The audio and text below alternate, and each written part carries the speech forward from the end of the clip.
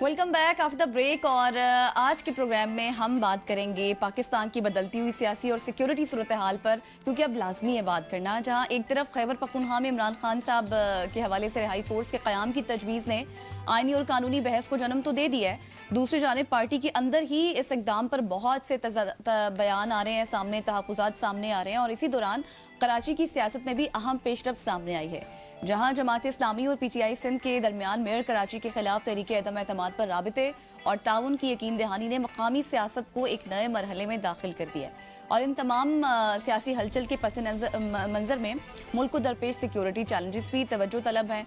पाकिस्तान में दहशत गर्दी के हालिया वाक़यात आप देख लें और उनके हवाले से अफगान सरजमीन के इस्तेमाल ने खत्ते की सूरत हाल को किस तरह से मुतासिर किया है, हसास बना दिया, ये कहना गलत नहीं होगा।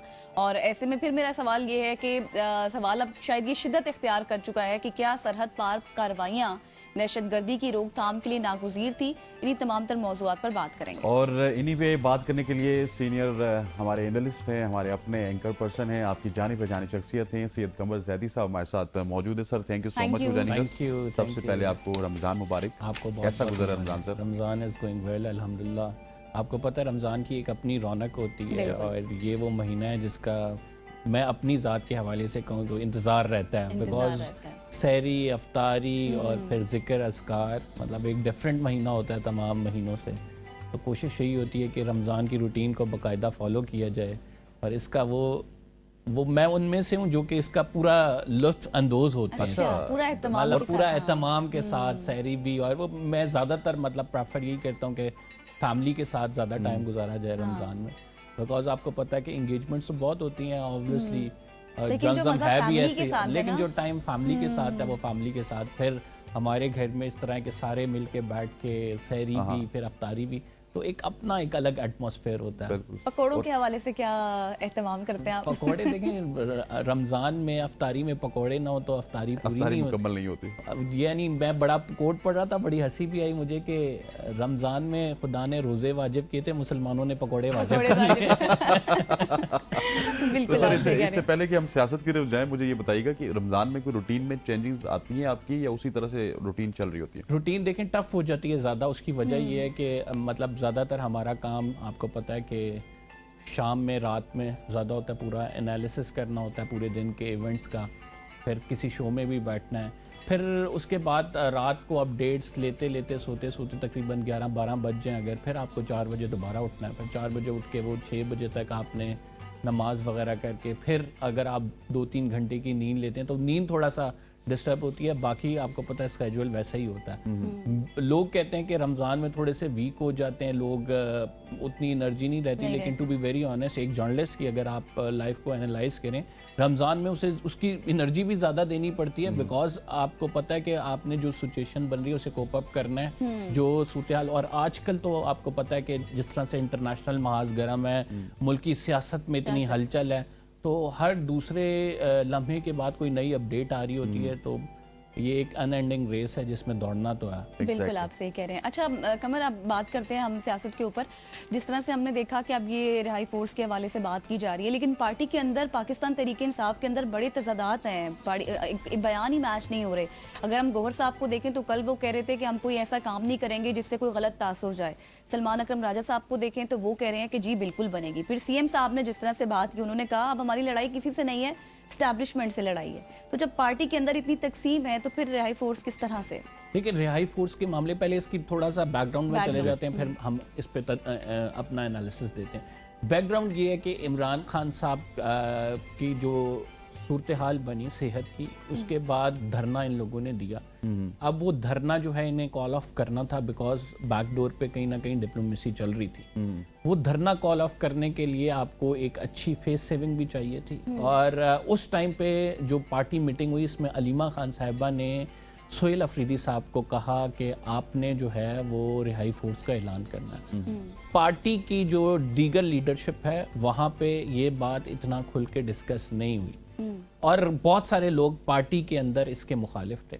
अब सोहेल अफरीदी साहब ने वो ऐलान एक कर दिया। अब रिहाई फोर्स, जब रिहाई फोर्स का नाम सुना तो फिर उससे पैदा हुए शक व शुबात कि क्या होगी, किस तरह से होगी। फिर मीडिया ने उस पर اپنا انالیسس ایک شروع کر دیا کہ رہائی فورس بننے جا رہی ہے, اب کیا عمران خان صاحب کو واپس لے آئیں گے, اب رمضان کے بعد کیا ہوگا, بیکاز ہمیں بھی ایک ایونٹ چاہیے نا بڑا کہ مطلب جس پہ ہم انالائز کریں کہ عمران خان صاحب کی سٹرگل کہاں تک پہنچی ہے یا کیا ہونے جا رہا ہے. تو انہوں نے کہا جی اب کیا آپ بہت بڑی تحریک بننے والی ہے رمضان کے بعد, رہائی فورس کیا کرے گی, اس کے کیا مقاصد ہیں.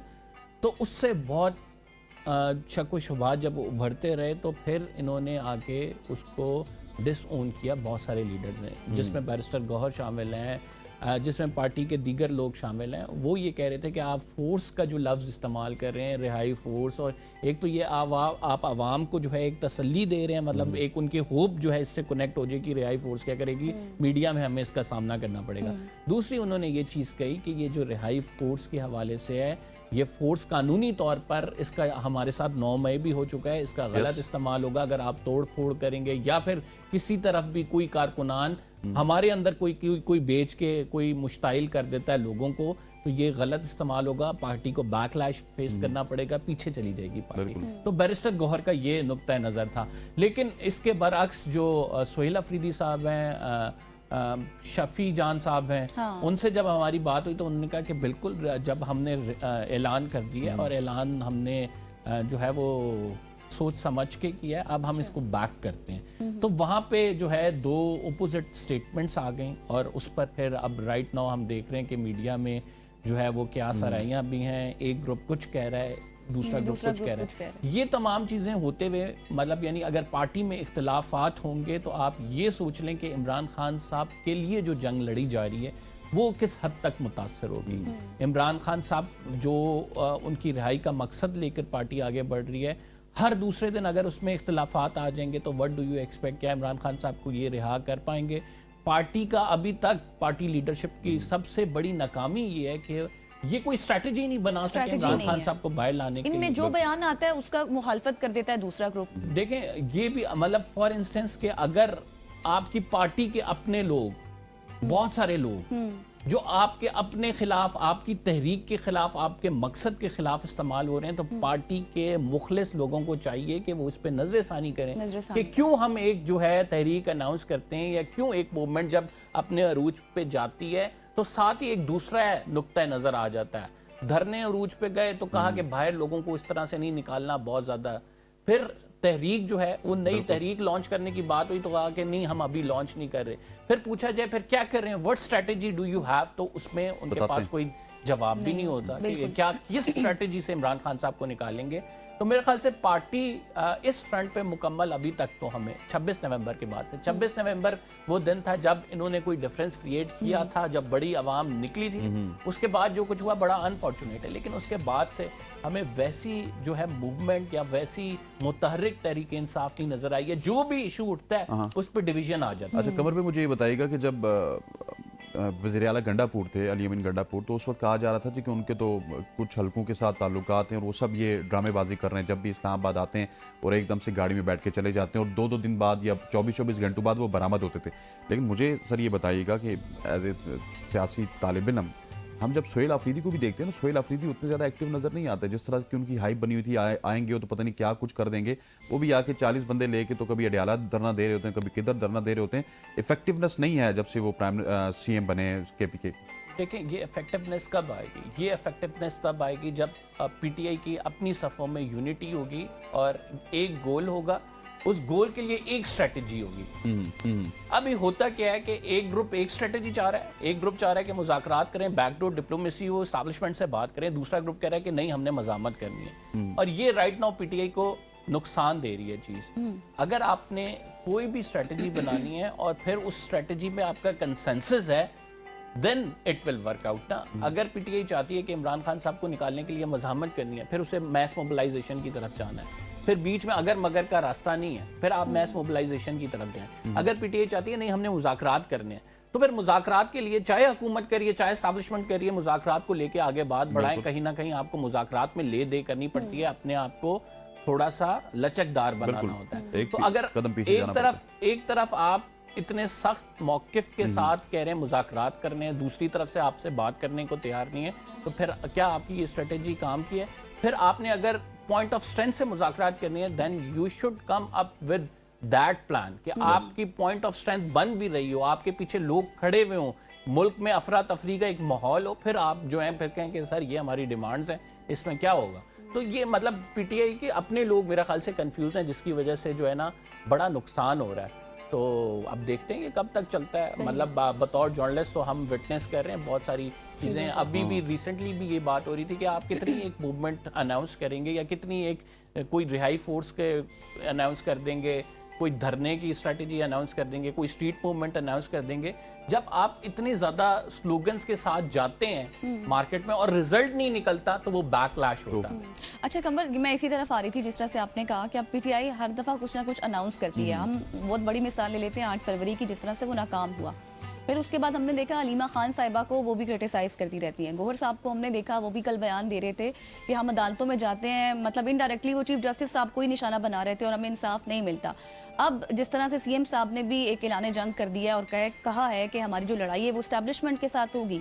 एक तरफ अब हुकूमत तो पहले इनके निशाने पर है, उनको बनाया हुआ एस्टैब्लिशमेंट के साथ भी कर दिया, धरने इनके कामयाब नहीं होते, तो फिर कैसे क्या इनका आगे होगा? सोहेल अफरीदी साहब कहते हैं एस्टैब्लिशमेंट से हमारी लड़ाई है। सर फिर खुल के लड़ें, खुल के लड़ें, बिल्कुल फिर खुल के लड़ें। एस्टैब्लिशमेंट से आपकी लड़ाई है, आपकी जो लड़ाई है वो मुल्क की सबसे ताकतवर लोगों से है, फिर आपको भी ताकतवर होना चाहिए। फिर 50 बंदों से फर्क तो नहीं डलेगा। फिर यहाँ पे शेर अफजल मरवत साहब जो बात करते हैं वो दुरुस्त है, बिल्कुल। कि मतलब आपने अगर लड़ना है, आप अनाउंस कर रहे हैं कि we are fighting with them, you should come up with that strategy, you should come up with that force, you should come up with that magnitude। तो लेकिन हमें ये नज़र आ रहा है कि ये जो सियासी मामलात होते हैं ये कहीं ना कहीं किसी ना किसी लेवल पर बातचीत से हल होते हैं। दुनिया में बहुत जंगें हुई हैं, उनका नतीजा क्या हुआ है? टेबल टॉक पे हुई है, ठीक है।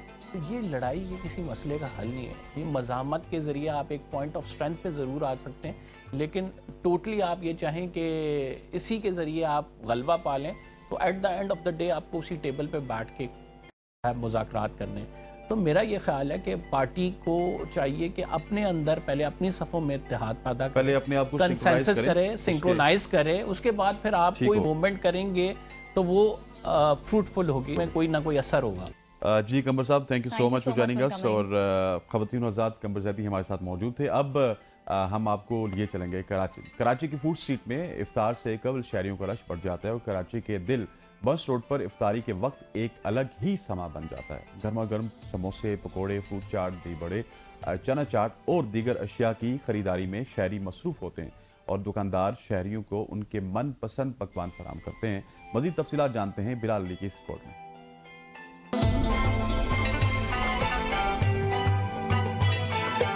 कराची की फूड स्ट्रीट्स में अफ्तार से कबल शहरियों का रश बढ़ जाता है। कराची के दिल बंस रोड पर अफ्तार के वक्त एक अलग ही समा बन जाता है। गर्मा गर्म समोसे, पकोड़े, फ्रूट चाट, दही बड़े, चना चाट और दीगर अशिया की खरीदारी में शहरी मसरूफ नजर आते हैं। दुकानदार शहरियों को इनके मनपसंद पकवान फराहम करते दिखाई देते हैं। रमजानुल मुबारक में कराची की फूड स्ट्रीट्स की रौनक बढ़ जाती है। बंस रोड की फूड स्ट्रीट पर काफी गहमा गहमी दिखाई देती है। देगों में पकवानों की तैयारी, तेल में तलते पकोड़े, जबकि दही बड़े सजते हुए नजर आते हैं। कराची में जैसे ही रमजानुल मुबारक का आगाज होता है, वैसे ही बंस रोड पर अफ्तारी की तैयारियों का सिलसिला भी शुरू हो जाता है। दोपहर ढलते ही यहाँ दही बड़े, पकोड़े, समोसे और फ्रूट चाट की तैयारी। बंस रोड पर जहाँ रमजान के साथ ही अफ्तार की रौनकें उरूज पर पहुँच जाती है, यहाँ की मशहूर अफ्तारी न सिर्फ कराची बल्कि दीगर शहरों से भी आने वालों को अपनी तरफ खींच लेती है। अफ्तार से कई घंटे पहले ही दुकानदार देख चढ़ा देते हैं। दुकानों पर दही बड़े तैयार किए जाते हैं, बेसन घोला जाता है और तेल में सुनहरे पकोड़ों की खुशबुएं फिजा में फैलती हैं। शहरी कहते हैं महंगाई तो बहुत है, हर चीज के दाम बढ़ गए हैं। यहाँ की खासियत यह है कि खाने पीने की तमाम अशिया मिल जाती हैं। लोग अभी जलेबी के लिए आए हैं, बहुत मशहूर है जब उसके लिए तो रश लगा हुआ है, आधा पौना घंटा लग रहा है इसमें भी। मैंने समोसे ले लिए, दही भल्ले चाट ले लिए, फ्रूट चाट ले लिए। महंगाई बहुत है, लेकिन रमजान में यहाँ आकर अफ्तारी करने का अपना ही मजा है। यूँ तो महंगाई के असरात हर शोबे पर ही दिखाई दे रहे हैं, लेकिन बंस रोड की अफ्तारी आज भी अपनी रिवायत बरकरार रखे हुए है। कराची की ये मशहूर अफ्तारी शहरियों के लिए सिर्फ खाना नहीं बल्कि एक सकाफती तजुर्बा भी है। कैमरामैन जावेद जॉन के साथ बिलाल अली, ABN न्यूज, कराची।